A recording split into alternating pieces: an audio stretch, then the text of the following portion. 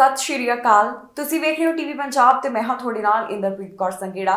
ਖਬਰਾਂ ਦੇ ਇਸ ਬੁਲੇਟਿਨ ਵਿੱਚ ਤੁਹਾਡਾ ਸਵਾਗਤ ਹੈ। ਸਭ ਤੋਂ ਪਹਿਲਾਂ ਨਜ਼ਰ ਮਾਰਦੇ ਹਾਂ ਹੈਡਲਾਈਨਸ ਤੇ। ਟੈਂਪਰੇਰੀ ਫੋਰਨ ਵਰਕਰਸ ਵਾਸਤੇ ਖੁਸ਼ਖਬਰੀ, ਹੁਣ ਜਲਦ ਲੱਗਣਗੇ ਵਰਕਰਾਂ ਦੇ ਵੀਜ਼ੇ। 에ਅਰਪੋਰਟ ਤੇ ਯਾਤਰੀਆਂ ਨੂੰ ਹੋ ਰਹੀ ਪਰੇਸ਼ਾਨੀ, ਲੰਬੀਆਂ ਲਾਈਨਾਂ ਵਿੱਚ ਲੱਗਣ ਨੂੰ ਮਜਬੂਰ। ਨਸ਼ੇ ਕਾਰਨ ਰੋਜ਼ਾਨਾ 5 ਦੀ ਹੋ ਰਹੀ ਮੌਤ, ਇੱਕ ਮਹੀਨੇ ਵਿੱਚ 150 ਤੋਂ ਵੱਧ ਦੀ ਹੋਈ ਮੌਤ। ਪਾਸਪੋਰਟ ਹਾਸਲ ਕਰਨ ਵਿੱਚ ਲੱਗ ਰਿਹਾ ਵੱਧ ਸਮਾਂ, ਪਾਸਪੋਰਟ ਦਫ਼ਤਰ ਵੱਲੋਂ ਇੱਕ ਰਿਕਾਰਡ ਤੋੜ ਅੰਕੜਾ ਕੀਤਾ ਸਾਂਝਾ। ਟੈਂਪਰੇਰੀ ਫੋਰਨ ਵਰਕਰਸ ਨੂੰ ਹੁਣ ਕੈਨੇਡਾ ਵਿੱਚ ਜਲਦ ਵੀਜ਼ੇ ਮਿਲਣਗੇ। ਦਰਅਸਲ ਵੱਖ-ਵੱਖ ਸੈਕਟਰਸ ਵਿੱਚ ਇਸ ਸਮੇਂ ਜਿਹੜੀ ਲੇਬਰ ਦੀ ਘਾਟ ਹੈ ਉਸ ਨੂੰ ਪੂਰਾ ਕਰਨ ਸੰਬੰਧੀ ਇੱਕ ਸੂਬੇ ਵੱਲੋਂ ਇੱਕ ਕਦਮ ਚੁੱਕਿਆ ਜਾ ਰਿਹਾ ਹੈ। ਜੋ ਉਹਨਾਂ ਨੇ ਟੈਂਪਰੇਰੀ ਫੋਰਨ ਵਰਕਰਸ ਉੱਪਰ ਪਾਬੰਦੀਆਂ ਲਗਾਈਆਂ ਸੀ ਉਸ ਨੂੰ ਖਤਮ ਕੀਤਾ ਜਾ ਰਿਹਾ ਹੈ ਤੇ ਆਸਾਨੀ ਨਾਲ ਹੁਣ ਜਿਹੜੇ ਕਾਮੇ ਨੇ ਇਸ ਸੂਬੇ ਵਿੱਚ ਵੀ ਜਾ ਸਕਣਗੇ। ਟੈਂਪਰੇਰੀ ਫੋਰਨ ਵਰਕਰਸ ਵਾਸਤੇ ਕੈਨੇਡਾ ਤੋਂ ਇੱਕ ਵੱਡੀ ਖਬਰ ਸਾਹਮਣੇ ਆਈ ਹੈ। ਐਲਬਰਟਾ ਸੂਬੇ ਵੱਲੋਂ ਟੈਂਪਰੇਰੀ ਫੋਰਨ ਵਰਕਰਸ ਨੂੰ ਰਾਹਤ ਦੇਣ ਬਾਰੇ ਜਾਣਕਾਰੀ ਦਿੱਤੀ ਗਈ। 1 ਮਈ ਤੋਂ ਹੀ ਐਲਬਰਟਾ ਵੱਲੋਂ ਨਵੇਂ ਟੈਂਪਰੇਰੀ ਫੋਰਨ ਵਰਕਰਸ ਨੂੰ ਹਾਇਰ ਕਰਨ ਸੰਬੰਧੀ ਜਿਹੜੀਆਂ ਪਾਬੰਦੀਆਂ ਲਗਾਈਆਂ ਗਈਆਂ ਉਸ ਨੂੰ ਹੁਣ ਖਤਮ ਕੀਤਾ ਜਾ ਰਿਹਾ ਹੈ। ਇਹ ਬਦਲਾਵ ਸਾਰੀਆਂ ਉਹਨਾਂ ਅਰਜ਼ੀਆਂ ਉੱਪਰ ਲਾਗੂ ਹੋਏਗਾ ਜਿਹੜੀਆਂ ਪੈਂਡਿੰਗ ਪਈਆਂ ਹੋਈਆਂ ਹਨ। ਇਸ ਵਿੱਚ ਉਹ ਵੀ ਅਰਜ਼ੀਆਂ ਨੂੰ ਸ਼ਾਮਿਲ ਕੀਤਾ ਜਾਵੇਗਾ ਜਿਹੜੀਆਂ 1 ਮਈ ਤੋਂ ਪਹਿਲਾਂ ਜਮ੍ਹਾਂ ਕਰਵਾਈਆਂ ਗਈਆਂ। ਇਸ ਬਾਰੇ ਐਲਬਰਟਾ ਦਾ ਕਹਿਣਾ ਹੈ ਕਿ ਇਨ੍ਹਾਂ ਪਾਬੰਦੀਆਂ ਵਿੱਚ ਰਾਹਤ ਦੇਣ ਸੰਬੰਧੀ ਉਹਨਾਂ ਨੂੰ ਫਾਇਦਾ ਹੋਵੇਗਾ। ਪ੍ਰੋਵਿੰਸ ਦੀ ਆਰਥਿਕਤਾ ਨੂੰ ਵੀ ਇਸ ਨਾਲ ਹੁਲਾਰਾ ਮਿਲੇਗਾ ਤੇ ਵੱਖ-ਵੱਖ ਥਾਵਾਂ ਦੇ ਉੱਪਰ ਜਿਹੜੀ ਇਸ ਸਮੇਂ ਲੇਬਰ ਦੀ ਸ਼ਾਰਟੇਜ ਹੈ ਉਸ ਨੂੰ ਵੀ ਪੂਰਾ ਕੀਤਾ ਜਾ ਸਕੇਗਾ।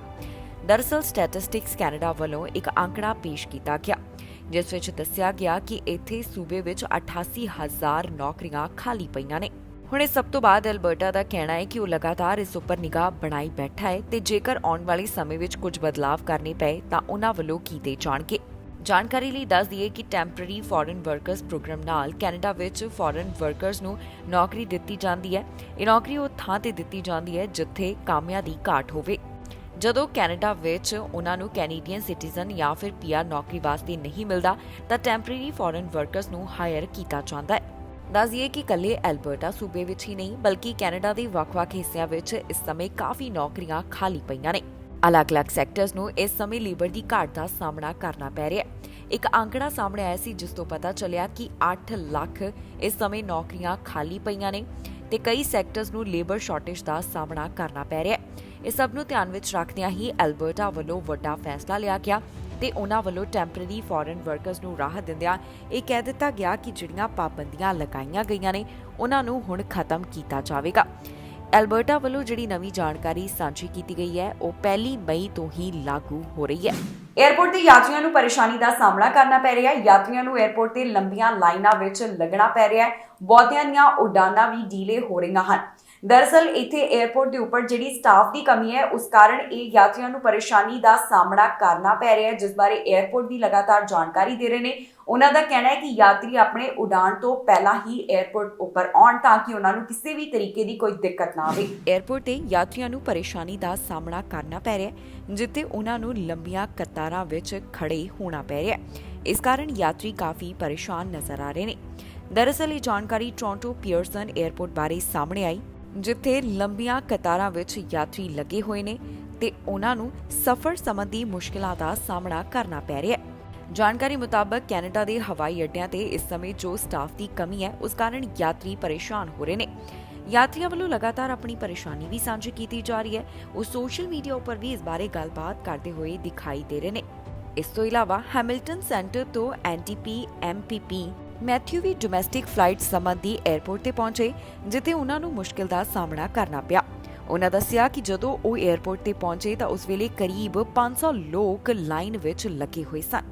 ਦੱਸ ਦਈਏ ਕਿ ਕੈਨੇਡਾ ਦੇ ਕਈ 에ਅਰਪੋਰਟਸ ਤੇ ਸਿਕਿਉਰਿਟੀ ਜਾਂਚ ਕਰਨ ਵਾਲੇ ਜਿਹੜੇ ਮੁਲਾਜ਼ਮ ਨੇ ਉਹਨਾਂ ਦੀ ਕਮੀ ਦੇਖਣ ਨੂੰ ਮਿਲ ਰਹੀ ਹੈ।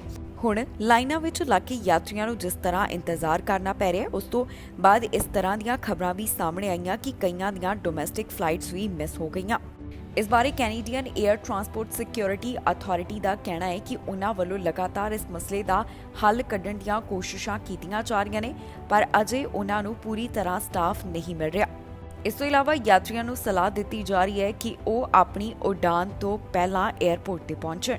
ਜਿਨ੍ਹਾਂ ਨੇ ਘਰੇਲੂ ਉਡਾਨ ਫੜਨੀ ਹੈ ਉਹਨਾਂ ਨੂੰ ਕਿਹਾ ਜਾ ਰਿਹਾ ਹੈ ਕਿ ਉਹ 90 ਮਿੰਟ ਪਹਿਲਾਂ 에ਅਰਪੋਰਟ ਉੱਤੇ ਪਹੁੰਚਣ ਤੇ ਜਿਨ੍ਹਾਂ ਨੇ ਅੰਤਰਰਾਸ਼ਟਰੀ ਸਫ਼ਰ ਕਰਨਾ ਹੈ ਉਹਨਾਂ ਨੂੰ ਲਗਾਤਾਰ ਸਲਾਹ ਦਿੱਤੀ ਜਾ ਰਹੀ ਹੈ ਕਿ ਉਹ ਆਪਣੀ ਉਡਾਨ ਤੋਂ ਕੁਝ ਘੰਟੇ ਪਹਿਲਾਂ ਇੱਥੇ ਪਹੁੰਚਣ ਤਾਂ ਕਿ ਉਹਨਾਂ ਨੂੰ ਕਿਸੇ ਵੀ ਤਰੀਕੇ ਦੀ ਪਰੇਸ਼ਾਨੀ ਦਾ ਸਾਹਮਣਾ ਨਾ ਕਰਨਾ ਪਵੇ। ਜ਼ਿਕਰਯੋਗ ਹੈ ਕਿ ਕੋਰੋਨਾ ਪੈਂਡੈਮਿਕ ਕਾਰਨ ਕਾਫੀ ਦੇਰ ਤੱਕ ਉਡਾਨਾਂ ਬੰਦ ਰਹੀਆਂ। ਹੁਣ ਹੌਲੀ-ਹੌਲੀ ਸਾਰੀਆਂ ਚੀਜ਼ਾਂ ਮੁੜ ਤੋਂ ਲੀਹਾਂ ਉੱਪਰ ਪਰਤਦੀਆਂ ਹੋਈਆਂ ਦਿਖਾਈ ਦੇ ਰਹੀਆਂ ਨੇ। ਉਡਾਨਾਂ ਸੰਬੰਧੀ ਜਿਹੜੀਆਂ ਪਾਬੰਦੀਆਂ ਲਗਾਈਆਂ ਗਈਆਂ ਉਹ ਵੀ ਖਤਮ ਕਰ ਦਿੱਤੀਆਂ ਗਈਆਂ, ਪਰ ਇਹ ਜ਼ਰੂਰ ਵੇਖਣ ਵਿੱਚ ਆ ਰਿਹਾ ਹੈ ਕਿ 에ਅਰਪੋਰਟ ਉੱਪਰ ਵੀ ਸਟਾਫ ਦੀ ਕਮੀ ਹੈ, ਜਿਸ ਕਾਰਨ ਯਾਤਰੀਆਂ ਨੂੰ ਪਰੇਸ਼ਾਨੀ ਦਾ ਸਾਹਮਣਾ ਕਰਨਾ ਪੈ ਰਿਹਾ ਹੈ। ਬ੍ਰਿਟਿਸ਼ ਕੋਲੰਬੀਆ ਸੂਬੇ ਤੋਂ ਓਵਰਡੋਜ਼ ਕਾਰਨ ਹੋ ਰਹੀਆਂ ਮੌਤਾਂ ਬਾਰੇ ਜਾਣਕਾਰੀ ਸਾਹਮਣੇ ਆਈ, ਜਿੱਥੇ ਦੱਸਿਆ ਗਿਆ ਕਿ ਰੋਜ਼ਾਨਾ 5 ਲੋਕਾਂ ਦੀ ਮੌਤ ਓਵਰਡੋਜ਼ ਕਾਰਨ ਹੋ ਰਹੀ ਹੈ। ਓਵਰਡੋਜ਼ ਸੂਬੇ ਵਿੱਚ ਲਗਾਤਾਰ ਚਿੰਤਾ ਦਾ ਵਿਸ਼ਾ ਬਣਿਆ ਹੋਇਆ ਹੈ। ਜੋ ਤਾਜ਼ਾ ਅੰਕੜਾ ਸਾਹਮਣੇ ਉਸ ਤੋਂ ਵੀ ਪਤਾ ਚੱਲਦਾ ਹੈ ਕਿ ਇੱਕ ਮਹੀਨੇ ਵਿੱਚ 150 ਤੋਂ ਵੱਧ ਮੌਤਾਂ ਓਵਰਡੋਜ਼ ਕਾਰਨ ਹੋ ਗਈਆਂ। ਬ੍ਰਿਟਿਸ਼ ਕੋਲੰਬੀਆ ਵਿੱਚ ਮਾਰਚ ਮਹੀਨੇ ਦੌਰਾਨ ਓਵਰਡੋਜ਼ ਕਾਰਨ 100 ਤੋਂ ਵੱਧ ਲੋਕਾਂ ਦੀ ਜਾਨ ਚਲੀ ਗਈ। ਇਸ ਬਾਰੇ ਇੱਕ ਤਾਜ਼ਾ ਰਿਪੋਰਟ ਸਾਹਮਣੇ ਆਈ, ਜਿਸ ਵਿੱਚ ਦੱਸਿਆ ਗਿਆ ਕਿ ਮਾਰਚ ਮਹੀਨੇ ਦੌਰਾਨ ਬ੍ਰਿਟਿਸ਼ ਕੋਲੰਬੀਆ ਸੂਬੇ ਵਿੱਚ ਓਵਰਡੋਜ਼ ਕਾਰਨ 165 ਮੌਤਾਂ ਹੋਈਆਂ ਨੇ। ਦੱਸ ਦਈਏ ਕਿ ਬ੍ਰਿਟਿਸ਼ ਕੋਲੰਬੀਆ ਕੋਰਨਰਸ ਸਰਵਿਸ ਵੱਲੋਂ ਇਸ ਬਾਰੇ ਜਾਣਕਾਰੀ ਸਾਂਝੀ ਕਰਦਿਆਂ ਦੱਸਿਆ ਗਿਆ ਕਿ ਸਾਲ 2022 ਦੇ ਤੀਜੇ ਮਹੀਨੇ ਵਿੱਚ ਓਵਰਡੋਜ਼ ਕਾਰਨ 165 ਮੌਤਾਂ ਦਰਜ ਕੀਤੀਆਂ ਗਈਆਂ। ਦੱਸ ਦਈਏ ਕਿ ਲਗਾਤਾਰ 18ਵਾਂ ਮਹੀਨਾ ਹੈ ਜਦੋਂ ਪ੍ਰੋਵਿੰਸ ਵਿੱਚ ਓਵਰਡੋਜ਼ ਕਾਰਨ 150 ਤੋਂ ਵੱਧ ਮੌਤਾਂ ਦਰਜ ਕੀਤੀਆਂ ਗਈਆਂ ਹੋਣ। ਪਿਛਲੇ ਸਾਲ ਇਸ ਸਮੇਂ ਦੌਰਾਨ ਓਵਰਡੋਜ਼ ਸੰਬੰਧੀ ਮੌਤਾਂ ਵਿੱਚ 5% ਦੀ ਗਿਰਾਵਟ ਦੱਸੀ ਗਈ ਹੈ। ਦੱਸ ਦਈਏ ਕਿ ਜਿਨ੍ਹਾਂ ਨੇ ਓਵਰਡੋਜ਼ ਕਾਰਨ ਜਾਨ ਗਵਾ ਦਿੱਤੀ, ਉਹਨਾਂ ਵਿੱਚ ਜ਼ਿਆਦਾਤਰ ਗਿਣਤੀ ਉਹਨਾਂ ਦੀ ਹੈ ਜਿਨ੍ਹਾਂ ਦੀ ਉਮਰ 30 ਸਾਲ ਤੋਂ 59 ਸਾਲ ਵਿਚਕਾਰ ਹੈ ਤੇ ਜ਼ਿਆਦਾਤਰ ਓਵਰਡੋਜ਼ ਕਾਰਨ ਮੌਤਾਂ ਦਾ ਅੰਕੜਾ ਮੇਲਜ਼ ਵਿੱਚ ਦਰਜ ਕੀਤਾ ਗਿਆ ਹੈ। ਇਸ ਤੋਂ ਇਲਾਵਾ ਮਾਰਚ ਮਹੀਨੇ ਦੌਰਾਨ ਨਸ਼ੇ ਨਾਲ ਸੰਬੰਧਿਤ ਮੌਤਾਂ ਵਿੱਚ 32% ਦੀ ਗਿਰਾਵਟ ਦਰਜ ਕੀਤੀ ਗਈ ਹੈ। ਮਾਰਚ ਮਹੀਨੇ ਔਸਤ ਅਨੁਸਾਰ ਪ੍ਰਤੀ ਦਿਨ 5 ਤੋਂ ਵੱਧ ਲੋਕਾਂ ਨੇ ਓਵਰਡੋਜ਼ ਕਾਰਨ ਜਾਨ ਗਵਾ ਦਿੱਤੀ। ਕੈਨੇਡਾ ਵਾਸੀਆਂ ਨੂੰ ਪਾਸਪੋਰਟ ਹਾਸਲ ਕਰਨ ਦੇ ਵਿੱਚ ਜਾਂ ਫਿਰ ਰੀਨਿਊ ਕਰਵਾਉਣ ਵਿੱਚ ਪਰੇਸ਼ਾਨੀ ਦਾ ਸਾਹਮਣਾ ਕਰਨਾ ਪੈ ਰਿਹਾ ਹੈ। ਉਹਨਾਂ ਨੂੰ ਲੰਬੀਆਂ ਲਾਈਨਾਂ ਵਿੱਚ ਲੱਗਣਾ ਪੈ ਰਿਹਾ ਹੈ। ਇਸ ਵਾਸਤੇ ਬਹੁਤੀ ਕੀਮਤ ਵੀ ਉਹਨਾਂ ਨੂੰ ਅਦਾ ਕਰਨੀ ਪੈ ਰਹੀ ਹੈ। ਇਸ ਬਾਰੇ ਕਈ ਲੋਕ ਆਪਣੀ ਪਰੇਸ਼ਾਨੀ ਦੱਸਦੇ ਹੋਏ ਦਿਖਾਈ ਦਿੱਤੇ ਨੇ। ਦੱਸ ਦਈਏ ਕਿ ਪਿਛਲੇ ਦਿਨੀ ਇੱਕ ਅੰਕੜਾ ਵੀ ਵਿਭਾਗ ਵੱਲੋਂ ਸਾਂਝਾ ਕੀਤਾ ਗਿਆ ਸੀ, ਜਿੱਥੇ ਦੱਸਿਆ ਗਿਆ ਕਿ ਰੋਜ਼ਾਨਾ ਰਿਕਾਰਡ ਤੋੜ ਪਾਸਪੋਰਟ ਦੀ ਗਿਣਤੀ ਹੈ ਜਿਹੜੀ ਉਹਨਾਂ ਵੱਲੋਂ ਰੀਨਿਊ ਕੀਤੀ ਜਾ ਰਹੀ ਹੈ। ਪਾਸਪੋਰਟ ਹਾਸਲ ਕਰਨ ਵਾਲਿਆਂ ਨੂੰ ਹੁਣ ਕਾਫੀ ਸਮੇਂ ਦਾ ਇੰਤਜ਼ਾਰ ਕਰਨਾ ਪੈ ਰਿਹਾ ਹੈ। ਪਾਸਪੋਰਟ ਐਪਲੀਕੇਸ਼ਨਸ ਬਾਰੇ ਤਾਜ਼ਾ ਜਾਣਕਾਰੀ ਸਾਹਮਣੇ ਆਈ, ਜਿਸ ਵਿੱਚ ਦੱਸਿਆ ਗਿਆ ਹੈ ਕਿ ਪਹਿਲਾਂ ਦੇ ਮੁਕਾਬਲੇ ਕਾਫੀ ਜ਼ਿਆਦਾ ਅਰਜ਼ੀਆਂ ਵਿਭਾਗ ਕੋਲ ਇਕੱਠੀਆਂ ਹੋ ਗਈਆਂ ਨੇ ਤੇ ਹੁਣ ਕੈਨੇਡੀਅਨਸ ਨੂੰ ਇਸ ਵਾਸਤੇ ਲੰਬਾ ਇੰਤਜ਼ਾਰ ਕਰਨਾ ਪੈ ਰਿਹਾ ਹੈ। ਇਸ ਬਾਰੇ ਫੈਡਰਲ ਸਰਕਾਰ ਵੱਲੋਂ ਜਾਣਕਾਰੀ ਦਿੱਤੀ ਗਈ। ਉਹਨਾਂ ਕਿਹਾ ਕਿ ਪਾਸਪੋਰਟ ਦੀਆਂ ਅਰਜ਼ੀਆਂ ਦੇਣ ਵਾਲੇ ਕੈਨੇਡੀਅਨਸ ਦੀ ਗਿਣਤੀ ਵਿੱਚ ਜ਼ਬਰਦਸਤ ਵਾਧਾ ਹੋਇਆ। ਦਰਅਸਲ ਪੈਂਡੈਮਿਕ ਕਾਰਨ ਜਿਹੜੀਆਂ ਪਾਬੰਦੀਆਂ ਲਗਾਈਆਂ ਗਈਆਂ, ਉਸ ਤੋਂ ਬਾਅਦ ਦੇਸ਼ ਭਰ ਵਿੱਚ ਇਹਨਾਂ ਅਰਜ਼ੀਆਂ ਵਾਸਤੇ ਲੰਬੇ ਸਮੇਂ ਤੋਂ ਇੰਤਜ਼ਾਰ ਕੀਤਾ ਜਾ ਰਿਹਾ ਸੀ। ਹੁਣ ਜਿਵੇਂ ਇਹਨਾਂ ਪਾਬੰਦੀਆਂ ਨੂੰ ਖਤਮ ਕਰ ਦਿੱਤਾ ਗਿਆ ਹੈ ਤੇ ਅੰਤਰਰਾਸ਼ਟਰੀ ਯਾਤਰਾ ਮੁੜ ਤੋਂ ਸ਼ੁਰੂ ਹੋ ਗਈ ਹੈ, ਉਸ ਤੋਂ ਬਾਅਦ ਇਹ ਦੇਖਣ ਵਿੱਚ ਆ ਰਿਹਾ ਹੈ ਕਿ ਕਿਵੇਂ ਲੋਕ ਪਾਸਪੋਰਟ ਰੀਨਿਊ ਕਰਵਾਉਣ ਵਾਸਤੇ ਆ ਰਹੇ ਹਨ। ਸਰਕਾਰ ਨੇ ਦੱਸਿਆ ਹੈ ਕਿ ਪੈਂਡੈਮਿਕ ਤੋਂ ਪਹਿਲਾਂ ਦੇ ਮੁਕਾਬਲੇ ਹੁਣ ਪਾਸਪੋਰਟ ਐਪਲੀਕੇਸ਼ਨਸ ਵਿੱਚ 40% ਦਾ ਵਾਧਾ ਦਰਜ ਕੀਤਾ ਗਿਆ। ਸਰਵਿਸਿਜ਼ ਕੈਨੇਡਾ ਕੋਲ ਪ੍ਰਤੀ ਦਿਨ 2 ਲੱਖ ਤੋਂ ਵੱਧ ਪਾਸਪੋਰਟ ਅਰਜ਼ੀਆਂ ਪਹੁੰਚ ਰਹੀਆਂ ਹਨ, ਜਦਕਿ ਪੈਂਡੈਮਿਕ ਤੋਂ ਪਹਿਲਾਂ ਪ੍ਰਤੀ ਦਿਨ ਦੇ ਹਿਸਾਬ ਨਾਲ 5000 ਅਰਜ਼ੀਆਂ ਹੀ ਆਉਂਦੀਆਂ ਸਨ। ਸਰਵਿਸਿਜ਼ ਕੈਨੇਡਾ ਵੱਲੋਂ ਜਾਣਕਾਰੀ ਸਾਂਝੀ ਕੀਤੀ ਗਈ ਹੈ ਕਿ 1 ਅਪ੍ਰੈਲ 2020 ਤੋਂ 21 ਮਾਰਚ 2021 ਤੱਕ ਸਰਵਿਸ ਕੈਨੇਡਾ ਨੇ 3,63,000 ਪਾਸਪੋਰਟ ਜਾਰੀ ਕੀਤੇ ਹਨ। ਇੱਕ ਸਾਲ ਬਾਅਦ 1 ਅਪ੍ਰੈਲ 2021 ਤੋਂ 31 ਮਾਰਚ 2022 ਤੱਕ 12,73,000 ਪਾਸਪੋਰਟ ਜਾਰੀ ਕੀਤੇ ਗਏ। ਇਹ ਵੀ ਦੱਸਿਆ ਜਾ ਰਿਹਾ ਹੈ ਕਿ ਸੁਰੱਖਿਆ ਰੋਕਾਂ ਦੇ ਕਾਰਨ ਦਫ਼ਤਰ ਵਿੱਚ ਸਟਾਫ ਦੀ ਵੀ ਅਜੇ ਕਮੀ ਹੈ, ਜਿਸ ਕਾਰਨ ਜ਼ਿਆਦਾ ਸਮੇਂ ਦਾ ਇੰਤਜ਼ਾਰ ਆਮ ਲੋਕਾਂ ਨੂੰ ਕਰਨਾ ਪੈ ਰਿਹਾ ਹੈ। ਹੁਣ ਪਾਸਪੋਰਟ ਦਫ਼ਤਰ ਦੇ ਬਾਹਰ ਲੰਬੀਆਂ ਲਾਈਨਾਂ ਲੱਗੀਆਂ ਨਜ਼ਰ ਆ ਰਹੀਆਂ ਨੇ, ਜਿੱਥੇ ਲੋਕ ਚਾਹੁੰਦੇ ਨੇ ਕਿ ਜਲਦ ਤੋਂ ਜਲਦ ਉਹਨਾਂ ਦਾ ਪਾਸਪੋਰਟ ਰੀਨਿਊ ਹੋ ਜਾਵੇ। ਸਰਵਿਸਿਜ਼ ਕੈਨੇਡਾ ਦੀਆਂ ਅਹਿਮ ਲੋਕੇਸ਼ਨਸ ਉੱਪਰ ਪਾਸਪੋਰਟ ਅਪਲਾਈ ਕਰਨ ਤੋਂ 25 ਦਿਨ ਅੰਦਰ ਪਾਸਪੋਰਟ ਹਾਸਲ ਹੋ ਜਾਂਦਾ ਹੈ, ਜੋ ਕਿ ਪਹਿਲਾਂ 20 ਦਿਨਾਂ ਵਿੱਚ ਹੀ ਹਾਸਲ ਹੋ ਜਾਂਦਾ ਸੀ। ਸਰਵਿਸਿਜ਼ ਕੈਨੇਡਾ ਦੀਆਂ 35 ਵਿਸ਼ੇਸ਼ ਪਾਸਪੋਰਟ ਲੋਕੇਸ਼ਨਸ ਉੱਪਰ 5 ਤੋਂ 10 ਦਿਨਾਂ ਵਿੱਚ ਹੀ ਅਰਜ਼ੀਆਂ ਉੱਪਰ ਫੈਸਲਾ ਸੁਣਾਇਆ ਜਾ ਰਿਹਾ ਹੈ। ਓਨਟਾਰੀਓ ਵਿੱਚ ਚੋਣ ਪ੍ਰਚਾਰ ਸ਼ੁਰੂ ਹੋਣ ਜਾ ਰਿਹਾ ਹੈ, ਜਿਸ ਬਾਰੇ ਸੂਬੇ ਤੋਂ ਜਾਣਕਾਰੀ ਸਾਹਮਣੇ ਆਈ। ਦੱਸਿਆ ਜਾ ਰਿਹਾ ਹੈ ਕਿ ਬੁੱਧਵਾਰ ਨੂੰ ਇੱਥੇ ਅਧਿਕਾਰਿਤ ਤੌਰ ਤੇ ਉੱਪਰ ਚੋਣ ਪ੍ਰਚਾਰ ਦੀ ਸ਼ੁਰੂਆਤ ਹੋਣ ਜਾ ਰਹੀ ਹੈ। ਓਨਟਾਰੀਓ 'ਚ ਹੋਣ ਵਾਲੀਆਂ 2022 ਦੀਆਂ ਚੋਣਾਂ ਤੋਂ ਪਹਿਲਾਂ ਇੱਕ ਖਾਸ ਜਾਣਕਾਰੀ ਸਾਹਮਣੇ ਆਈ, ਜਿੱਥੇ ਦੱਸਿਆ ਜਾ ਰਿਹਾ ਹੈ ਕਿ ਬੁੱਧਵਾਰ ਤੋਂ ਹੀ ਇੱਥੇ ਚੋਣਾਂ ਵਾਸਤੇ ਅਧਿਕਾਰਿਤ ਤੌਰ ਤੇ ਚੋਣ ਮੁਹਿੰਮ ਦੀ ਸ਼ੁਰੂਆਤ ਹੋਣ ਜਾ ਰਹੀ ਹੈ। ਇਸ ਬਾਰੇ ਓਨਟਾਰੀਓ ਪ੍ਰੀਮੀਅਰ ਡਗਫੋਰਡ ਦੇ ਆਫਿਸ ਵੱਲੋਂ ਜਾਣਕਾਰੀ ਸਾਂਝੀ ਕਰਦਿਆਂ ਦੱਸਿਆ ਗਿਆ ਕਿ ਲੈਜਿਸਲੇਚਰ ਨੂੰ ਭੰਗ ਕਰਨ ਵਾਸਤੇ ਉਹ ਲੈਫਟੀਨੈਂਟ ਗਵਰਨਰ ਨਾਲ ਮੁਲਾਕਾਤ ਕਰਨਗੇ। ਇਸ ਦਾ ਮਤਲਬ ਹੈ ਕਿ 2022 ਦੀਆਂ ਚੋਣਾਂ ਦੌਰਾਨ ਬੁੱਧਵਾਰ ਤੋਂ ਹੀ ਇਸ ਦੀ ਅਧਿਕਾਰਕ ਤੌਰ ਤੇ ਚੋਣ ਮੁਹਿੰਮ ਸ਼ੁਰੂ ਹੋ ਜਾਵੇਗੀ। ਜਾਣਕਾਰੀ ਲਈ ਦੱਸ ਦਈਏ ਕਿ ਓਨਟਾਰੀਓ ਵਿੱਚ 2 ਜੂਨ ਨੂੰ ਚੋਣਾਂ ਹੋਣ ਜਾ ਰਹੀਆਂ ਹਨ।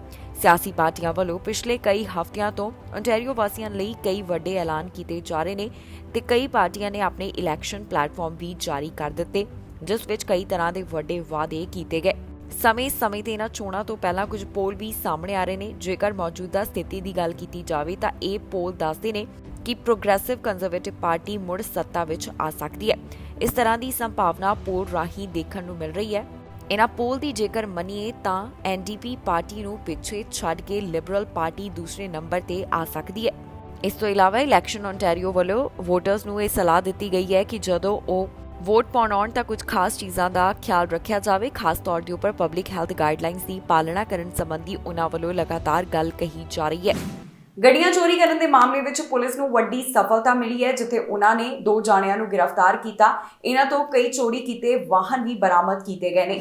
ਕਾਰ ਚੈਕਿੰਗ ਦੇ ਮਾਮਲੇ ਵਿੱਚ ਪੁਲਿਸ ਦੇ ਹੱਥ ਵੱਡੀ ਸਫਲਤਾ ਲੱਗੀ, ਜਿੱਥੇ ਉਨ੍ਹਾਂ ਵੱਲੋਂ ਕਈ ਵਾਹਨ ਚੋਰੀ ਕਰਨ ਵਾਲੇ 2 ਸਸਪੈਕਟ ਗ੍ਰਿਫਤਾਰ ਕੀਤੇ ਗਏ। ਇਹ ਜਾਣਕਾਰੀ ਗ੍ਰੇਟਰ ਟੋਰਾਂਟੋ ਏਰੀਆ ਨਾਲ ਸੰਬੰਧਿਤ ਦੱਸੀ ਗਈ ਹੈ, ਜਿੱਥੇ ਪੁਲਿਸ ਵੱਲੋਂ ਕਾਰ ਚੈਕਿੰਗ ਦੇ ਸੰਬੰਧ ਵਿੱਚ 2 ਜਾਣਿਆਂ ਨੂੰ ਗ੍ਰਿਫਤਾਰ ਕੀਤਾ ਗਿਆ। ਇਸ ਬਾਰੇ ਯਾਰਕ ਰੀਜਨ ਤੇ ਪੀਲ ਰੀਜਨਲ ਪੁਲਿਸ ਵੱਲੋਂ ਜਾਣਕਾਰੀ ਸਾਂਝੀ ਕਰਦਿਆਂ ਦੱਸਿਆ ਗਿਆ ਕਿ ਇਹ ਦੋਨੋਂ ਜਾਣੇ 19 ਕਾਰ ਚੈਕਿੰਗ ਦੇ ਮਾਮਲਿਆਂ ਨਾਲ ਜੁੜੇ ਹੋਏ ਹਨ। ਇਸ ਤੋਂ ਇਲਾਵਾ ਪੁਲਿਸ ਨੇ ਜਾਣਕਾਰੀ ਸਾਂਝੀ ਕਰਦਿਆਂ ਦੱਸਿਆ ਕਿ ਉਹਨਾਂ ਨੇ 17 ਚੋਰੀ ਕੀਤੇ ਵਾਹਨ ਹੁਣ ਰਿਕਵਰ ਕਰ ਲਏ ਨੇ। ਜਿਹੜੇ ਵਾਹਨ ਚੋਰੀ ਹੋਏ ਸਨ ਉਹਨਾਂ ਦੀ ਕੀਮਤ $1 ਮਿਲੀਅਨ ਤੋਂ $1.5 ਮਿਲੀਅਨ ਦੇ ਵਿਚਕਾਰ ਦੱਸੀ ਗਈ ਹੈ। ਜਿਹੜੇ 2 ਜਾਣੇ ਪੁਲਿਸ ਨੇ ਗ੍ਰਿਫਤਾਰ ਕੀਤੇ ਉਹਨਾਂ ਦੀ ਪਹਿਚਾਣ ਵੀ ਜਨਤਕ ਕੀਤੀ ਗਈ। ਇੱਕ ਦਾ ਨਾਮ ਮੈਰਿਕ ਜੋ ਕਿ ਟੋਰਾਂਟੋ ਨਾਲ ਸੰਬੰਧਿਤ ਤੇ ਦੂਸਰੇ ਦਾ ਨਾਮ ਕ੍ਰਿਸਟੋਫਰ ਜੋ ਟੋਰਾਂਟੋ ਨਾਲ ਹੀ ਸੰਬੰਧਿਤ ਦੱਸਿਆ ਜਾ ਰਿਹਾ ਹੈ। ਇਹਨਾਂ ਦੋਹਾਂ ਨੂੰ 11 ਅਪ੍ਰੈਲ ਦੌਰਾਨ ਗ੍ਰਿਫਤਾਰ ਕੀਤਾ ਗਿਆ। ਇਹਨਾਂ ਦੋਹਾਂ ਉੱਪਰ ਕਾਰ ਚੈਕਿੰਗ ਦੇ ਸੰਬੰਧ ਵਿੱਚ ਚਾਰजेस ਵੀ ਲਗਾਏ ਜਾ ਚੁੱਕੇ ਨੇ। ਹੁਣ ਪੁਲਿਸ ਵੱਲੋਂ ਮਾਮਲੇ ਦੀ ਜਾਣਕਾਰੀ ਸਾਂਝੀ ਕਰਦਿਆਂ ਦੱਸਿਆ ਗਿਆ ਕਿ ਜਦੋਂ ਉਹਨਾਂ ਨੇ ਸਸਪੈਕਟ ਗ੍ਰਿਫਤਾਰ ਕੀਤੇ ਤਾਂ ਉਹਨਾਂ ਵੱਲੋਂ ਹੈਂਡ ਗਨ ਅਤੇ ਹੋਰ ਵੀ ਕਈ ਚੀਜ਼ਾਂ ਬਰਾਮਦ ਕੀਤੀਆਂ ਗਈਆਂ। ਫਿਲਹਾਲ ਇਸ ਪੂਰੇ ਮਾਮਲੇ ਦੀ ਪੜਤਾਲ ਜਾਰੀ ਹੈ, ਜਿਸ ਤੋਂ ਬਾਅਦ ਬਾਕੀ ਦੀ ਜਾਣਕਾਰੀ ਸਾਂਝੀ ਕੀਤੀ ਜਾਵੇਗੀ। ਪਹਿਲਾਂ ਦੇ ਮੁਕਾਬਲੇ ਅਪ੍ਰੈਲ ਮਹੀਨੇ ਦੌਰਾਨ ਘਰਾਂ ਦੀ ਸੇਲ ਘੱਟ ਹੋਈ ਹੈ ਤੇ ਇਸ ਬਾਰੇ ਬੋਰਡ ਵੱਲੋਂ ਜਾਣਕਾਰੀ ਸਾਂਝੀ ਕੀਤੀ ਗਈ। ਉਹਨਾਂ ਦਾ ਕਹਿਣਾ ਹੈ ਕਿ ਮਾਰਚ ਮਹੀਨੇ ਦੀ ਤੁਲਨਾ ਵਿੱਚ ਅਪ੍ਰੈਲ ਮਹੀਨੇ ਦੌਰਾਨ ਘਰਾਂ ਦੀ ਸੇਲ ਘੱਟ ਹੋਈ ਤੇ ਉਹਨਾਂ ਵੱਲੋਂ ਹੋਰ ਵੀ ਅੰਕੜੇ ਪੇਸ਼ ਕੀਤੇ ਗਏ ਤੇ ਨਾਲ ਹੀ ਦੱਸਿਆ ਗਿਆ ਕਿ ਇਸ ਦੌਰਾਨ ਘਰਾਂ ਦੀ ਕੀਮਤ ਵਿੱਚ ਕੀ ਵਾਧਾ ਹੋਇਆ ਹੈ ਜਾਂ ਫਿਰ ਇਹਨਾਂ ਕੀਮਤਾਂ ਦੇ ਵਿੱਚ ਕੀ ਬਦਲਾਅ ਆਇਆ ਹੈ। ਕਾਰ ਚੈਕਿੰਗ ਦੇ ਮਾਮਲੇ ਵਿੱਚ ਪੁਲਿਸ ਦੇ ਹੱਥ ਵੱਡੀ ਸਫਲਤਾ ਲੱਗੀ, ਜਿੱਥੇ ਉਹਨਾਂ ਵੱਲੋਂ ਕਈ ਵਾਹਨ ਚੋਰੀ ਕਰਨ ਵਾਲੇ 2 ਸਸਪੈਕਟ ਗ੍ਰਿਫਤਾਰ ਕੀਤੇ ਗਏ। ਇਹ ਜਾਣਕਾਰੀ ਗ੍ਰੇਟਰ ਟੋਰਾਂਟੋ ਏਰੀਆ ਨਾਲ ਸੰਬੰਧਿਤ ਦੱਸੀ ਗਈ ਹੈ, ਜਿੱਥੇ ਪੁਲਿਸ ਵੱਲੋਂ ਕਾਰ ਚੈਕਿੰਗ ਦੇ ਸੰਬੰਧ ਵਿੱਚ 2 ਜਾਣਿਆਂ ਨੂੰ ਗ੍ਰਿਫਤਾਰ ਕੀਤਾ ਗਿਆ। ਇਸ ਬਾਰੇ ਯਾਰਕ ਰੀਜਨ ਤੇ ਪੀਲ ਰੀਜਨਲ ਪੁਲਿਸ ਵੱਲੋਂ ਜਾਣਕਾਰੀ ਸਾਂਝੀ ਕਰਦਿਆਂ ਦੱਸਿਆ ਗਿਆ ਕਿ ਇਹ ਦੋਨੋਂ ਜਾਣੇ 19 ਕਾਰ ਚੈਕਿੰਗ ਦੇ ਮਾਮਲਿਆਂ ਨਾਲ ਜੁੜੇ ਹੋਏ ਹਨ। ਇਸ ਤੋਂ ਇਲਾਵਾ ਪੁਲਿਸ ਨੇ ਜਾਣਕਾਰੀ ਸਾਂਝੀ ਕਰਦਿਆਂ ਦੱਸਿਆ ਕਿ ਉਹਨਾਂ ਨੇ 17 ਚੋਰੀ ਕੀਤੇ ਵਾਹਨ ਹੁਣ ਰਿਕਵਰ ਕਰ ਲਏ ਨੇ। ਜਿਹੜੇ ਵਾਹਨ ਚੋਰੀ ਹੋਏ ਸਨ ਉਹਨਾਂ ਦੀ ਕੀਮਤ $1 ਮਿਲੀਅਨ ਤੋਂ $1.5 ਮਿਲੀਅਨ ਦੇ ਵਿਚਕਾਰ ਦੱਸੀ ਗਈ ਹੈ। ਜਿਹੜੇ 2 ਜਾਣੇ ਪੁਲਿਸ ਨੇ ਗ੍ਰਿਫਤਾਰ ਕੀਤੇ ਉਹਨਾਂ ਦੀ ਪਹਿਚਾਣ ਵੀ ਜਨਤਕ ਕੀਤੀ ਗਈ। ਇੱਕ ਦਾ ਨਾਮ ਮੈਰਿਕ ਜੋ ਕਿ ਟੋਰਾਂਟੋ ਨਾਲ ਸੰਬੰਧਿਤ ਤੇ ਦੂਸਰੇ ਦਾ ਨਾਮ ਕ੍ਰਿਸਟੋਫਰ ਜੋ ਟੋਰਾਂਟੋ ਨਾਲ ਹੀ ਸੰਬੰਧਿਤ ਦੱਸਿਆ ਜਾ ਰਿਹਾ ਹੈ। ਇਹਨਾਂ ਦੋਹਾਂ ਨੂੰ 11 ਅਪ੍ਰੈਲ ਦੌਰਾਨ ਗ੍ਰਿਫਤਾਰ ਕੀਤਾ ਗਿਆ। ਇਹਨਾਂ ਦੋਹਾਂ ਉੱਪਰ ਕਾਰ ਚੈਕਿੰਗ ਦੇ ਸੰਬੰਧ ਵਿੱਚ ਚਾਰजेस ਵੀ ਲਗਾਏ ਜਾ ਚੁੱਕੇ ਨੇ। ਹੁਣ ਪੁਲਿਸ ਵੱਲੋਂ ਮਾਮਲੇ ਦੀ ਜਾਣਕਾਰੀ ਸਾਂਝੀ ਕਰਦਿਆਂ ਦੱਸਿਆ ਗਿਆ ਕਿ ਜਦੋਂ ਉਹਨਾਂ ਨੇ ਸਸਪੈਕਟ ਗ੍ਰਿਫਤਾਰ ਕੀਤੇ ਤਾਂ ਉਹਨਾਂ ਵੱਲੋਂ ਹੈਂਡ ਗਨ ਅਤੇ ਹੋਰ ਵੀ ਕਈ ਚੀਜ਼ਾਂ ਬਰਾਮਦ ਕੀਤੀਆਂ ਗਈਆਂ। ਫਿਲਹਾਲ ਇਸ ਪੂਰੇ ਮਾਮਲੇ ਦੀ ਪੜਤਾਲ ਜਾਰੀ ਹੈ, ਜਿਸ ਤੋਂ ਬਾਅਦ ਬਾਕੀ ਦੀ ਜਾਣਕਾਰੀ ਸਾਂਝੀ ਕੀਤੀ ਜਾਵੇਗੀ। ਟਿਮ ਹਾਰਟਨਸ 버ਗਰ ਕਿੰਗ ਨੂੰ ਪਹਿਲੇ ਕੁਆਰਟਰ ਵਿੱਚ ਕਾਫੀ ਪ੍ਰੋਫਿਟ ਹੋਇਆ, ਜਿਸ ਬਾਰੇ ਜਾਣਕਾਰੀ ਉਹਨਾਂ ਨੇ ਸਾਂਝੀ ਕੀਤੀ ਹੈ। ਦੱਸਿਆ ਜਾ ਰਿਹਾ ਹੈ ਕਿ ਇਹਨਾਂ ਦੋਹਾਂ ਕੰਪਨੀਆਂ ਨੂੰ ਕਿੰਨਾ ਫਾਇਦਾ ਪਹਿਲੇ ਕੁਆਰਟਰ ਦੌਰਾਨ ਹੋਇਆ। ਟਿਮ ਹਾਰਟਨ ਤੇ 버ਗਰ ਕਿੰਗ ਨੂੰ ਕਾਫੀ ਮੁਨਾਫਾ ਹੋਇਆ। ਪਹਿਲੇ ਕੁਆਰਟਰ ਬਾਰੇ ਜਾਣਕਾਰੀ ਸਾਹਮਣੇ ਆਈ ਹੈ, ਜਿੱਥੇ ਦੱਸਿਆ ਜਾ ਰਿਹਾ ਹੈ ਕਿ ਇਹਨਾਂ ਖਾਣ ਪੀਣ ਦੀਆਂ ਚੀਜ਼ਾਂ ਨੂੰ ਕਿਸ ਤਰ੍ਹਾਂ ਪਹਿਲਾਂ ਦੇ ਮੁਕਾਬਲੇ ਫਾਇਦਾ ਹੋਇਆ। ਰੈਸਟੋਰੈਂਟ ਬ੍ਰਾਂਡਸ ਇੰਟਰਨੈਸ਼ਨਲ ਇਨਕਾਰਪੋਰੇਸ਼ਨ ਵੱਲੋਂ ਜਾਣਕਾਰੀ ਸਾਂਝੀ ਕਰਦਿਆਂ ਦੱਸਿਆ ਗਿਆ ਕਿ ਪਹਿਲੇ ਕੁਆਰਟਰ ਦੌਰਾਨ ਉਹਨਾਂ ਨੂੰ $183 ਮਿਲੀਅਨ ਦਾ ਵਾਧਾ ਹੋਇਆ, ਜੋ ਕਿ ਪਿਛਲੇ ਸਾਲ $179 ਮਿਲੀਅਨ ਦੱਸਿਆ ਗਿਆ ਸੀ। ਟਿਮ ਹਾਰਟਨ 버ਗਰ ਕਿੰਗ ਫਾਇਰ ਹਾਊਸ ਸਬਸ ਵੱਲੋਂ ਜਾਣਕਾਰੀ ਸਾਂਝੀ ਕਰਦਿਆਂ ਕਿਹਾ ਗਿਆ ਕਿ ਉਹਨਾਂ ਨੂੰ ਪਰ ਡਿਲਿਊਟ ਸ਼ੇਅਰ ਦੇ ਹਿਸਾਬ ਨਾਲ 59 ਸੈਂਟਸ ਦਾ ਮੁਨਾਫਾ ਹੋਇਆ ਹੈ, ਜੋ ਕਿ ਪਿਛਲੇ ਸਾਲ 58 ਸੈਂਟਸ ਦੱਸੇ ਗਏ ਸਨ। ਇਸ ਤੋਂ ਇਲਾਵਾ ਇਹ ਵੀ ਜਾਣਕਾਰੀ ਸਾਹਮਣੇ ਆ ਰਹੀ ਹੈ ਕਿ ਟਿਮ ਹਾਰਟਨ ਦੀ ਸੇਲ ਵਿੱਚ 8.4% ਦਾ ਵਾਧਾ ਦਰਜ ਕੀਤਾ ਗਿਆ, ਬਰਗਰ ਕਿੰਗ ਦੀ ਸੇਲ ਵਿੱਚ 10.3% ਦਾ ਵਾਧਾ ਹੋਇਆ। ਫਾਇਰ ਹਾਊਸ ਸਬਜ਼ ਨੂੰ 4.2% ਦਾ ਮੁਨਾਫਾ ਹੋਇਆ। ਇਸ ਬਾਰੇ ਫਾਈਨੈਂਸ਼ੀਅਲ ਮਾਰਕੀਟਸ ਡਾਟਾ ਫਰਮ ਵੱਲੋਂ ਜਾਣਕਾਰੀ ਸਾਂਝੀ ਕਰਦਿਆਂ ਕਿਹਾ ਗਿਆ ਕਿ 1.39 ਬਿਲੀਅਨ ਡਾਲਰ ਦਾ ਰੈਵਨਿਊ ਹੋਇਆ ਹੈ। ਕੈਨੇਡਾ ਦੀ ਪੁਲਿਸ ਵਿੱਚ ਭਾਰਤੀ ਨੂੰ ਵੱਡੀ ਜ਼ਿੰਮੇਵਾਰੀ ਮਿਲੀ। ਦੇਵ ਚੌਹਾਨ ਦਾ ਨਾਮ ਸਾਹਮਣੇ ਹੈ, ਜਿਨ੍ਹਾਂ ਨੂੰ ਵੱਡੇ ਅਹੁਦੇ ਦੇ ਉੱਪਰ ਅਪਾਇੰਟ ਕੀਤਾ ਗਿਆ ਹੈ। ਜਦੋਂ ਉਹਨਾਂ ਨੂੰ ਇਹ ਅਹੁਦੇ ਦੇ ਉੱਪਰ ਲਗਾਇਆ ਗਿਆ ਤਾਂ ਦੇਵ ਚੌਹਾਨ ਨੇ ਵੀ ਕਿਹਾ ਕਿ ਉਹ ਕਾਫੀ ਜ਼ਿਆਦਾ ਮਾਣ ਮਹਿਸੂਸ ਕਰ ਰਹੇ ਨੇ ਤੇ ਉਹ ਪੂਰੀ ਜ਼ਿੰਮੇਵਾਰੀ ਨਾਲ ਆਪਣਾ ਕੰਮਕਾਜ ਪੂਰਾ ਕਰਨਗੇ। ਰਿਚਮੰਡ RCMP ਵੱਲੋਂ ਚੀਫ ਸੁਪਰਡੈਂਟੈਂਟ ਦੇਵ ਚੌਹਾਨ ਦਾ ਨਵੇਂ ਆਫੀਸਰ ਇੰਚਾਰਜ ਦੇ ਤੌਰ ਉੱਪਰ ਸਵਾਗਤ ਕੀਤਾ ਗਿਆ। ਜੀ ਹਾਂ, ਦੇਵ ਚੌਹਾਨ ਵੱਲੋਂ ਨਵਾਂ ਅਹੁਦਾ ਸੰਭਾਲ ਲਿਆ ਗਿਆ ਤੇ ਉਹ ਰਿਚਮੰਡ RCMP ਦੇ ਨਵੇਂ ਆਫੀਸਰ ਇੰਚਾਰਜ ਬਣ ਗਏ ਹਨ। ਜਾਣਕਾਰੀ ਮੁਤਾਬਕ ਦੇਵ ਚੌਹਾਨ ਵੱਲੋਂ ਇਸ ਅਹੁਦੇ ਦੀ ਜ਼ਿੰਮੇਵਾਰੀ 2 ਮਈ 2022 ਤੋਂ ਹੀ ਚੁੱਕ ਲਈ ਗਈ। ਇਸ ਤੋਂ ਬਾਅਦ ਸੁਪਰਡੈਂਟੈਂਟ ਜੁਲੀ ਵੱਲੋਂ ਕਿਹਾ ਗਿਆ ਕਿ ਅਸੀਂ ਆਪਣੇ ਨਵੇਂ ਅਫਸਰ ਦਾ ਸਵਾਗਤ ਕਰਦੇ ਹਾਂ ਤੇ ਸਾਡੀ ਸੀਨੀਅਰ ਮੈਨੇਜਮੈਂਟ ਟੀਮ ਉਹਨਾਂ ਨਾਲ ਕੰਮ ਕਰਨ ਵਾਸਤੇ ਕਾਫੀ ਉਤਸ਼ਾਹਿਤ ਹੈ। ਦੱਸੀਏ ਕਿ ਦੇਵ ਚੌਹਾਨ ਇਹ ਅਹੁਦਾ ਸੰਭਾਲਣਗੇ, ਭਾਵ ਕਿ ਆਫੀਸਰ ਇੰਚਾਰਜ ਦੇ ਤੌਰ ਉੱਪਰ ਉਹਨਾਂ ਦਾ ਨਾਮ 9 ਮਾਰਚ 2022 ਦੌਰਾਨ ਸਿਟੀ ਆਫ ਰਿਚਮੰਡ ਵੱਲੋਂ ਐਲਾਨ ਕੀਤਾ ਗਿਆ ਸੀ। ਇਸ ਅਹੁਦੇ ਦੀ ਜ਼ਿੰਮੇਵਾਰੀ ਸੰਭਾਲਦਿਆਂ ਹੀ ਦੇਵ ਚੌਹਾਨ ਵੱਲੋਂ ਵੀ ਆਪਣੇ ਵਿਚਾਰ ਸਾਂਝੇ ਕੀਤੇ ਗਏ। ਦੇਵ ਦਾ ਕਹਿਣਾ ਹੈ ਕਿ ਉਹ ਇਸ ਅਹੁਦੇ ਦੇ ਉੱਪਰ ਆ ਕੇ ਕਾਫੀ ਮਾਣ ਮਹਿਸੂਸ ਕਰ ਰਹੇ ਨੇ ਤੇ ਉਹਨਾਂ ਵੱਲੋਂ ਆਪਣੀ ਜ਼ਿੰਮੇਵਾਰੀ ਨਿਭਾਈ ਜਾਵੇਗੀ।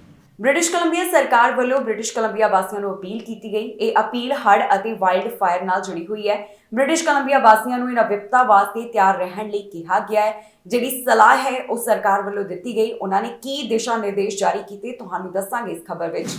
ਬ੍ਰਿਟਿਸ਼ ਕੋਲੰਬੀਆ ਸਰਕਾਰ ਵੱਲੋਂ ਬ੍ਰਿਟਿਸ਼ ਕੋਲੰਬੀਆ ਵਾਸੀਆਂ ਨੂੰ ਹੜ੍ਹ ਅਤੇ ਵਾਈਲਡ ਫਾਇਰ ਦੇ ਲਈ ਤਿਆਰ ਰਹਿਣ ਵਾਸਤੇ ਅਪੀਲ ਕੀਤੀ ਗਈ ਹੈ। ਇਹਨਾਂ ਪਰੇਸ਼ਾਨੀਆਂ ਦਾ ਸਾਹਮਣਾ ਕਿਸ ਤਰ੍ਹਾਂ ਕੀਤਾ ਜਾਵੇਗਾ, ਇਸ ਬਾਰੇ ਵੀ ਬ੍ਰਿਟਿਸ਼ ਕੋਲੰਬੀਆ ਸਰਕਾਰ ਵੱਲੋਂ ਖਾਸ ਜਾਣਕਾਰੀ ਸਾਂਝੀ ਕੀਤੀ ਗਈ। ਇਸ ਬਾਰੇ ਸਰਕਾਰ ਦਾ ਕਹਿਣਾ ਹੈ ਕਿ ਆਮ ਲੋਕਾਂ ਨੂੰ ਹੜ੍ਹ ਅਤੇ ਵਾਈਲਡ ਫਾਇਰ ਵਾਸਤੇ ਤਿਆਰ ਰਹਿਣਾ ਚਾਹੀਦਾ ਹੈ। ਇਸ ਤੋਂ ਇਲਾਵਾ ਕੁਝ ਅਜਿਹੇ ਕਦਮ ਚੁੱਕਣੇ ਜ਼ਰੂਰੀ ਨੇ ਤਾਂ ਕਿ ਆਪਣੇ ਘਰ ਨੂੰ ਸੁਰੱਖਿਅਤ ਬਣਾਇਆ ਜਾ ਸਕੇ। ਬ੍ਰਿਟਿਸ਼ ਕੋਲੰਬੀਆ ਸਰਕਾਰ ਵੱਲੋਂ ਇੰਸ਼ੋਰੈਂਸ ਸੰਬੰਧੀ ਜ਼ੋਰ ਦਿੱਤਾ ਗਿਆ ਹੈ। ਉਹਨਾਂ ਦਾ ਕਹਿਣਾ ਹੈ ਕਿ ਹੋਮ ਇੰਸ਼ੋਰੈਂਸ ਨਾਲ ਜਿਹੜਾ ਨੁਕਸਾਨ ਹੋਏਗਾ ਉਸ ਤੋਂ ਬਚਿਆ ਜਾ ਸਕੇਗਾ। ਸਰਕਾਰ ਦਾ ਕਹਿਣਾ ਹੈ ਕਿ ਜੇਕਰ ਆਪਣੇ ਘਰਾਂ ਨੂੰ ਸੁਰੱਖਿਅਤ ਕਰਨ ਵਾਸਤੇ ਹੋਮ ਇੰਸ਼ੋਰੈਂਸ ਚੁਣੀ ਜਾਵੇਗੀ ਤਾਂ ਇਸ ਨਾਲ ਜਿਹੜਾ ਫਾਇਰ ਡੈਮੇਜ ਜਾਂ ਫਿਰ ਹੋਰ ਘਾਟਾ ਹੋਵੇਗਾ ਉਸ ਦਾ ਹੱਲ ਕੱਢ ਲਿਆ ਜਾਵੇਗਾ। ਆਮ ਲੋਕਾਂ ਵਾਸਤੇ ਇੱਕ ਇੰਸ਼ੋਰੈਂਸ ਬਿਊਰੋ ਆਫ ਕੈਨੇਡਾ ਦਾ ਨੰਬਰ ਵੀ ਜਾਰੀ ਕੀਤਾ ਗਿਆ, ਜਿੱਥੇ ਸਾਰੀ ਜਾਣਕਾਰੀ ਹਾਸਲ ਕੀਤੀ ਜਾ ਸਕਦੀ ਹੈ। ਵਿਭਾਗ ਵੱਲੋਂ 184422754222 ਨੰਬਰ ਜਾਰੀ ਕਰਦਿਆਂ ਕਿਹਾ ਗਿਆ ਕਿ ਇਥੋਂ ਪੂਰੀ ਇਨਫੋਰਮੇਸ਼ਨ ਹਾਸਲ ਕੀਤੀ ਜਾ ਸਕਦੀ ਹੈ। ਇਸ ਤੋਂ ਇਲਾਵਾ ਬ੍ਰਿਟਿਸ਼ ਕੋਲੰਬੀਆ ਸਰਕਾਰ ਵੱਲੋਂ ਕਿਹਾ ਗਿਆ ਕਿ ਜੇਕਰ ਤੁਸੀਂ ਇਵੈਕੂਏਸ਼ਨ ਅਲਰਟ ਅਧੀਨ ਆਉਂਦੇ ਹੋ ਤਾਂ ਤੁਹਾਨੂੰ ਸ਼ਾਰਟ ਨੋਟਿਸ ਤੇ ਘਰ ਛੱਡਣ ਵਾਸਤੇ ਤਿਆਰ ਰਹਿਣਾ ਚਾਹੀਦਾ ਹੈ। ਇਸ ਦੌਰਾਨ ਆਪਣਾ ਇੱਕ ਬੈਗ ਤਿਆਰ ਰੱਖੋ ਜਿਸ ਵਿੱਚ ਜ਼ਰੂਰਤ ਦੀਆਂ ਚੀਜ਼ਾਂ ਜਿਵੇਂ ਕਿ ਕੱਪੜੇ, ਦਵਾਈਆਂ ਤੇ ਹੋਰ ਕੁਝ ਜ਼ਰੂਰੀ ਚੀਜ਼ਾਂ ਹੋਣ। ਇਸ ਦੇ ਨਾਲ ਹੀ ਜਿਹੜੇ ਕੁਝ ਜ਼ਰੂਰੀ ਦਸਤਾਵੇਜ਼ ਨੇ ਉਹਨਾਂ ਦੀਆਂ ਕਾਪੀਆਂ ਵੀ ਸਾਂਭ ਕੇ ਰੱਖੀਆਂ ਜਾਣ। ਸਰਕਾਰ ਦਾ ਕਹਿਣਾ ਹੈ ਕਿ ਜੇਕਰ ਤੁਸੀਂ ਇਵੈਕੂਏਸ਼ਨ ਅਲਰਟ ਅਧੀਨ ਹੋ ਤਾਂ ਲੋਕਲ ਐਮਰਜੈਂਸੀ ਆਫੀਸ਼ੀਅਲਸ ਜੋ ਕਹਿਣ ਉਸ ਤਰ੍ਹਾਂ ਹੀ ਕੀਤਾ ਜਾਵੇ। ਇਸ ਤੋਂ ਇਲਾਵਾ ਜੇਕਰ ਤੁਸੀਂ ਇਵੈਕੂਏਸ਼ਨ ਆਰਡਰ ਅਧੀਨ ਆਉਂਦੇ ਹੋ ਤਾਂ ਤੁਹਾਨੂੰ ਖੇਤਰ ਖਾਲੀ ਕਰ ਦੇਣਾ ਚਾਹੀਦਾ ਹੈ। ਲੋਕਲ ਐਮਰਜੈਂਸੀ ਆਫੀਸ਼ੀਅਲਸ ਜੋ ਕਹਿਣ ਉਹ ਮੰਨਣਾ ਚਾਹੀਦਾ ਹੈ। ਜਦੋਂ ਤੱਕ ਸਭ ਕੁਝ ਠੀਕ ਨਾ ਹੋ ਜਾਵੇ ਆਪਣੇ ਘਰ ਵਾਪਸ ਨਾ ਆਓ। ਇਸ ਦੇ ਨਾਲ ਹੀ ਦੱਸ ਦਈਏ ਕਿ ਬ੍ਰਿਟਿਸ਼ ਕੋਲੰਬੀਆ ਸਰਕਾਰ ਵੱਲੋਂ ਹੜ੍ਹ ਸੰਬੰਧੀ ਵੀ ਕੁਝ ਖਾਸ ਜਾਣਕਾਰੀ ਸਾਂਝੀ ਕੀਤੀ ਗਈ, ਜਿੱਥੇ ਆਮ ਲੋਕਾਂ ਨੂੰ ਸਲਾਹ ਦਿੱਤੀ ਗਈ ਹੈ ਕਿ ਆਪਣੇ ਆਸ-ਪਾਸ ਦੀਆਂ ਚੀਜ਼ਾਂ ਨੂੰ ਸਾਫ਼ ਰੱਖੋ। ਬੱਚੇ ਅਤੇ ਪਾਲਤੂ ਜਾਨਵਰਾਂ ਨੂੰ ਸਟ੍ਰੀਮ ਬੈਂਕਸ ਤੋਂ ਦੂਰ ਰੱਖਿਆ ਜਾਵੇ। ਕਦੇ ਵੀ ਹੜ੍ਹ ਦੇ ਪਾਣੀ ਵਿੱਚ ਨਾ ਡਰਾਈਵ ਕਰੋ ਤੇ ਨਾ ਹੀ ਉੱਥੋਂ ਲੰਘਣ ਦੀ ਕੋਸ਼ਿਸ਼ ਕਰੋ, ਕਿਉਂਕਿ ਇੱਥੇ ਕਈ ਥਾਵਾਂ ਦੇ ਉੱਪਰ ਕੁਝ ਖਤਰਾ ਵੀ ਹੋ ਸਕਦਾ ਹੈ। ਅਮਰੀਕਾ ਤੋਂ ਇੱਕ ਅਜਿਹਾ ਮਾਮਲਾ ਸਾਹਮਣੇ ਆਇਆ ਜਿੱਥੇ ਮਾਂ ਹੀ ਆਪਣੇ ਮਾਸੂਮ ਬੱਚਿਆਂ ਦੀ ਕਾਤਲ ਬਣ ਗਈ। ਉਸ ਵੱਲੋਂ ਆਪਣੇ ਬੱਚਿਆਂ ਤੇ ਗੋਲੀਆਂ ਚਲਾਈਆਂ ਗਈਆਂ ਤੇ ਬਾਅਦ ਵਿੱਚ ਗੁਆਂਢੀ ਉੱਪਰ ਹਮਲਾ ਕੀਤਾ ਗਿਆ। ਇਸ ਔਰਤ ਨੂੰ ਪੁਲਿਸ ਨੇ ਹਿਰਾਸਤ ਵਿੱਚ ਲਿਆ ਤੇ ਮਾਮਲੇ ਦੀ ਜਾਣਕਾਰੀ ਉਹਨਾਂ ਵੱਲੋਂ ਦਿੱਤੀ ਗਈ। ਇੱਕ ਮਾਂ ਵੱਲੋਂ ਆਪਣੇ ਹੀ 2 ਬੱਚਿਆਂ ਤੇ ਗੋਲੀਆਂ ਚਲਾਈਆਂ ਗਈਆਂ ਤੇ ਬਾਅਦ ਵਿੱਚ ਉਸਨੇ ਗੁਆਂਢੀ ਤੇ ਹਮਲਾ ਕੀਤਾ। ਜਿਹੜੇ ਬੱਚਿਆਂ ਤੇ ਗੋਲੀ ਚਲਾਉਣ ਦਾ ਮਾਮਲਾ ਸਾਹਮਣੇ ਆਇਆ ਉਹਨਾਂ ਦੀ ਉਮਰ 9 ਅਤੇ 13 ਸਾਲ ਦੇ ਕਰੀਬ ਦੱਸੀ ਗਈ। ਦੱਸ ਦਈਏ ਕਿ ਇਹ ਮਾਮਲਾ ਅਮਰੀਕਾ ਦੇ ਪੈਨਸਿਲਵੇਨੀਆ ਨਾਲ ਸੰਬੰਧਿਤ ਹੈ, ਜਿੱਥੇ ਪੁਲਿਸ ਵੱਲੋਂ ਇੱਕ ਮਾਂ ਨੂੰ ਗ੍ਰਿਫਤਾਰ ਕੀਤਾ ਗਿਆ। ਇਸ ਉੱਪਰ ਦੋਸ਼ ਹੈ ਕਿ ਉਸਨੇ ਆਪਣੇ 2 ਬੱਚਿਆਂ ਤੇ ਗੋਲੀਆਂ ਚਲਾਈਆਂ। ਤੇ ਫਿਰ ਮੌਕੇ ਵਾਲੀ ਥਾਂ ਤੋਂ ਫਰਾਰ ਹੋਣ ਤੋਂ ਪਹਿਲਾਂ ਉਸਨੇ ਗੁਆਂਢੀ ਤੇ ਵੀ ਹਮਲਾ ਕੀਤਾ। ਹੁਣ ਪੁਲਿਸ ਵੱਲੋਂ ਇਸ ਮਾਮਲੇ ਦੀ ਜਾਣਕਾਰੀ ਸਾਂਝੀ ਕੀਤੀ ਗਈ ਤੇ ਉਹਨਾਂ ਨੇ ਦੱਸਿਆ ਕਿ ਔਰਤ ਨੂੰ ਹਿਰਾਸਤ ਵਿੱਚ ਲਿਆ ਗਿਆ ਹੈ। ਇਸ ਮਾਂ ਉੱਪਰ ਚਾਰजेस ਵੀ ਪੁਲਿਸ ਵੱਲੋਂ ਲਗਾਏ ਜਾ ਚੁੱਕੇ ਨੇ, ਜਿਸ ਉੱਪਰ 3 count attempted homicide, 1 count possession of N instrument of crime ਵਰਗੇ ਚਾਰजेस ਲਗਾਏ ਗਏ। ਇਸ ਔਰਤ ਦੀ ਉਮਰ 38 ਸਾਲ ਦੇ ਕਰੀਬ ਦੱਸੀ ਗਈ ਹੈ, ਜਿਸ ਨੇ ਆਪਣੇ ਘਰ ਦੇ ਬਾਹਰ 22 ਸਾਲਾ ਗੁਆਂਢੀ ਤੇ ਵੀ ਹਮਲਾ ਕੀਤਾ। ਪੁਲਿਸ ਵੱਲੋਂ ਰਿਪੋਰਟਸ ਵਿੱਚ ਜਾਣਕਾਰੀ ਸਾਂਝੀ ਕਰਦਿਆਂ ਕਿਹਾ ਗਿਆ ਕਿ ਇਸ ਔਰਤ ਵੱਲੋਂ 2 ਵਾਰ ਟ੍ਰਿਗਰ ਨੱਪਿਆ ਗਿਆ, ਪਰ ਉਸ ਦੀ ਗਨ ਨੇ ਕੰਮ ਨਹੀਂ ਕੀਤਾ। ਇਸ ਦੌਰਾਨ ਗਵਾਂਢੀ ਆਪਣੀ ਜਾਨ ਬਚਾਉਣ ਵਿੱਚ ਕਾਮਯਾਬ ਹੋ ਗਿਆ। ਬਾਅਦ ਵਿੱਚ ਪੁਲਿਸ ਘਟਨਾ ਵਾਲੀ ਥਾਂ ਦੇ ਉੱਪਰ ਪਹੁੰਚੀ ਤੇ ਉਹਨਾਂ ਨੇ ਇਸ ਔਰਤ ਦੇ ਘਰ ਵਿੱਚ ਦਾਖਲਾ ਲਿਆ। ਜਦੋਂ ਪੁਲਿਸ ਘਰ ਵਿੱਚ ਦਾਖਲ ਹੋਈ ਤਾਂ ਉਹਨਾਂ ਦੇਖਿਆ ਕਿ 9 ਅਤੇ 13 ਸਾਲ ਦਾ ਬੱਚਾ ਇੱਥੇ ਜੀਵਤ ਪਿਆ ਸੀ, ਜੋ ਕਿ ਆਪਣੇ ਬੈੱਡਸ ਉੱਪਰ ਸਨ। ਇਹਨਾਂ ਦੋਹਾਂ ਦੇ ਗੋਲੀਆਂ ਲੱਗੀਆਂ ਹੋਈਆਂ ਸਨ, ਜਿਸ ਬਾਰੇ ਪੁਲਿਸ ਨੇ ਰਿਪੋਰਟ ਵਿੱਚ ਜਾਣਕਾਰੀ ਸਾਂਝੀ ਕੀਤੀ। ਫਿਲਹਾਲ ਪੁਲਿਸ ਨੂੰ ਇਸ ਮਾਮਲੇ ਦੇ ਬਾਰੇ ਅਜੇ ਬਹੁਤੀ ਜਾਣਕਾਰੀ ਹਾਸਲ ਨਹੀਂ ਹੋ ਸਕੀ। ਉਹਨਾਂ ਵੱਲੋਂ ਇਹ ਪਤਾ ਲਗਾਉਣ ਦੀ ਕੋਸ਼ਿਸ਼ ਕੀਤੀ ਜਾ ਰਹੀ ਹੈ ਕਿ ਇਸ ਔਰਤ ਵੱਲੋਂ ਅਜਿਹਾ ਕਿਉਂ ਕੀਤਾ ਗਿਆ, ਉਸਨੇ ਆਪਣੇ ਬੱਚਿਆਂ ਦੇ ਉੱਪਰ ਹੀ ਕਿਉਂ ਹਮਲਾ ਕਰ ਦਿੱਤਾ। ਇਹ ਸਾਰੇ ਮਾਮਲੇ ਦੀ ਪੜਤਾਲ ਜਾਰੀ ਹੈ, ਜਿਸ ਤੋਂ ਬਾਅਦ ਬਾਕੀ ਦੀ ਜਾਣਕਾਰੀ ਪੁਲਿਸ ਵੱਲੋਂ ਬਾਅਦ ਵਿੱਚ ਸਾਂਝੀ ਕੀਤੀ ਜਾਵੇਗੀ। ਇਸ ਖਬਰ ਵਿੱਚ ਜਾਣਕਾਰੀ ਤੁਹਾਡੇ ਨਾਲ ਸਾਂਝੀ ਕਰਾਂਗੇ ਕਿ ਕੈਨੇਡਾ ਦੇ ਕਿਹੜੇ ਹਿੱਸੇ ਤੋਂ ਕਿੰਨੇ ਕੋਰੋਨਾ ਵਾਇਰਸ ਦੇ ਮਾਮਲੇ ਸਾਹਮਣੇ ਆਏ। ਇਸ ਸਮੇਂ ਕੈਨੇਡਾ ਵਿੱਚ ਕੋਰੋਨਾ ਵਾਇਰਸ ਦੇ ਕੀ ਹਾਲਾਤ ਬਣੇ ਹੋਏ ਨੇ, ਤੁਹਾਨੂੰ ਦੱਸਾਂਗੇ ਇਸ ਖਬਰ ਵਿੱਚ। ontario ਦੇ ਹਸਪਤਾਲ ਵਿੱਚ 1000 ਤੋਂ ਵੱਧ ਮਰੀਜ਼ਾਂ ਦੀ ਗਿਣਤੀ ਹੈ, ਜਿਨ੍ਹਾਂ ਦਾ ਕੋਰੋਨਾ ਵਾਇਰਸ ਕਾਰਨ ਇਲਾਜ ਚੱਲ ਰਿਹਾ ਹੈ। ਇੱਥੇ ਹਸਪਤਾਲ ਵਿੱਚ 1699 ਦਾ ਅੰਕੜਾ ਸਾਂਝਾ ਕੀਤਾ ਗਿਆ, ਜਿਨ੍ਹਾਂ ਨੂੰ ਕੋਰੋਨਾ ਵਾਇਰਸ ਕਾਰਨ ਭਰਤੀ ਕਰਵਾਇਆ ਗਿਆ। ਇੰਟੈਂਸਿਵ ਕੇਅਰ ਅਧੀਨ 202 ਦੀ ਗਿਣਤੀ ਦੱਸੀ ਜਾ ਰਹੀ ਹੈ। ਦੱਸ ਦਈਏ ਕਿ ਸੂਬੇ ਵਿੱਚ ਪਹਿਲਾਂ ਦੇ ਮੁਕਾਬਲੇ ਕੋਰੋਨਾ ਵਾਇਰਸ ਦੇ ਮਾਮਲੇ ਜ਼ਿਆਦਾ ਰਿਪੋਰਟ ਹੋ ਰਹੇ ਨੇ। ਬੀਤੇ 24 ਘੰਟਿਆਂ ਦੌਰਾਨ 1000 ਤੋਂ ਵੱਧ ਮਾਮਲੇ ਸਾਹਮਣੇ ਆਏ। 24 ਘੰਟਿਆਂ ਦੌਰਾਨ ਇੱਥੇ 1547 ਕੋਰੋਨਾ ਵਾਇਰਸ ਦੇ ਮਾਮਲੇ ਦਰਜ ਕੀਤੇ ਗਏ। ਪ੍ਰੋਵਿੰਸ ਵਿੱਚ ਹੁਣ ਤੱਕ ਦੇ ਕੋਰੋਨਾ ਮਾਮਲਿਆਂ ਦਾ ਅੰਕੜਾ 12,63,202 ਦਰਜ ਕੀਤਾ ਗਿਆ। ਦੱਸ ਦਈਏ ਕਿ ਸੂਬੇ ਵਿੱਚ 24 ਘੰਟਿਆਂ ਦੌਰਾਨ 16 ਮੌਤਾਂ ਇਸ ਵਾਇਰਸ ਕਾਰਨ ਹੋ ਗਈਆਂ, ਜਿਸ ਤੋਂ ਬਾਅਦ ਮੌਤਾਂ ਦਾ ਅੰਕੜਾ 12,858 ਉੱਪਰ ਪਹੁੰਚ ਗਿਆ। ਰਿਕਵਰਡ ਕੇਸਿਸ ਦੀ ਗਿਣਤੀ 24 ਘੰਟਿਆਂ ਦੌਰਾਨ 2,658 ਦੱਸੀ ਗਈ ਤੇ ਕੁੱਲ ਰਿਕਵਰਡ ਕੇਸਿਸ ਦੀ ਗਿਣਤੀ 12,22,298 ਤੇ ਪਹੁੰਚ ਗਈ।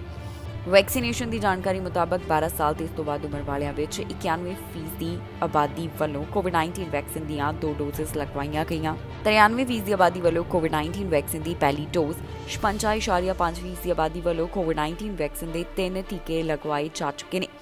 5 ਸਾਲ ਤੋਂ 11 ਸਾਲ ਵਾਲਿਆਂ ਵਿੱਚ 56.3% ਦੀ ਆਬਾਦੀ ਵੱਲੋਂ ਕੋਵਿਡ-19 ਵੈਕਸੀਨ ਦੀ ਪਹਿਲੀ ਡੋਜ਼, 35.4% ਦੀ ਵੱਲੋਂ ਦੋਨੋਂ ਟੀਕੇ ਲਗਵਾਏ ਗਏ।